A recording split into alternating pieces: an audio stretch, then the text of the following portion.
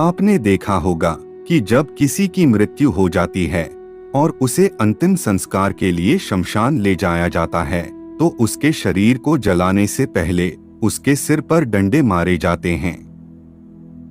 आखिर ऐसे सिर पर डंडे क्यों मारे जाते हैं और कपाल क्रिया क्या है? यह सभी प्रश्न आपके मन में अवश्य ही आते होंगे। इन सभी प्रश्नों के उत्तर जानने के लिए वीडियो को अंत तक अवश्य देखें और धर्मार्थ चैनल को सब्सक्राइब अवश्य करें। अधिक समय न लेते हुए आरंभ करते हैं।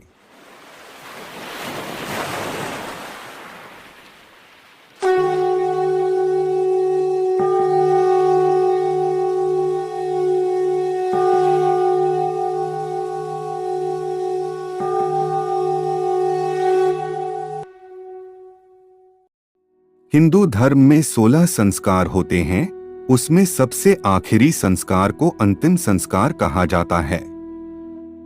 इस संस्कार को व्यक्ति की मृत्यु के बाद करते हैं, इसलिए इसका नाम अंतिम संस्कार है। इसके बाद कोई संस्कार नहीं बचता। शव को जब जलाते हैं तो सबसे आखिर में उसके सिर को बांस से 3 बार मारकर फोड़ा जाता है। इसको कपाल क्रिया कहते हैं। यह अंतिम संस्कार का महत्वपूर्ण हिस्सा है। इसके बाद ही शव पंचतत्व में विलीन हो जाता है। यह क्रिया हर अंतिम संस्कार में करना अनिवार्य है।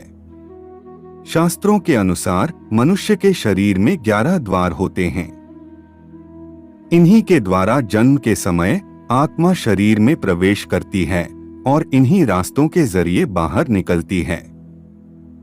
जो व्यक्ति भगवान में प्रीति रखता है और सदैव धर्म का पालन करता है, उन मनुष्यों के प्राण ब्रह्मंध्र यानी मस्तिष्क के मार्ग से निकलते हैं। ब्रह्मंध्र को शरीर का सबसे उच्च और श्रेष्ठ मार्ग माना जाता है। इसलिए जिन लोगों के प्राण मस्तिष्क से निकलते हैं, उन्हें मोक्ष की प्राप्ति होती है और वे जन्म मरण के बंधन से मुक्त हो जाते हैं। इस प्रक्रिया को कपाला मोक्षम कहा जाता है। मृत्यु के बाद शव की कपाल क्रिया करने के मुख्यतः रूप से 3 कारण हैं। पहला कारण यह कि मुखाग्नि के बाद शव का बाकी हिस्सा तो जल जाता है, परंतु सिर का हिस्सा नहीं जलता। ऐसे में पूरे शव को जलाने के लिए यह क्रिया की जाती है। दूसरा धार्मिक कारण है कि हिंदू मान्यताओं के अनुसार कपाल मोक्ष का द्वार होता है, जो नहीं खुलने पर मृतक की मुक्ति संभव नहीं है। ऐसे में कपाल क्रिया के द्वारा उस मुक्ति द्वार को खोला जाता है। तीसरा कारण मृतक के कपाल को तांत्रिक क्रियाओं से बचाना है। कपाल नहीं जलने पर तांत्रिकों द्वारा उसके दुरुपयोग की आशंका रहती है। ऐसे में कपाल क्रिया के बाद पूरा शव जलने पर ही परिजनों के अंत्येष्टि स्थल यानी शमशान से घर लौटने की प्रथा भी है। ये भी मान्यता है कि कपाल क्रिया नहीं करने पर मृतक में वर्तमान जन्म के संस्कार व स्मृतियां बची रह जाती हैं, जो उसे अगली योनियों में भी परेशान कर सकते हैं।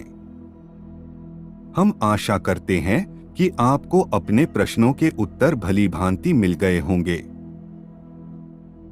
आज के लिए केवल इतना ही।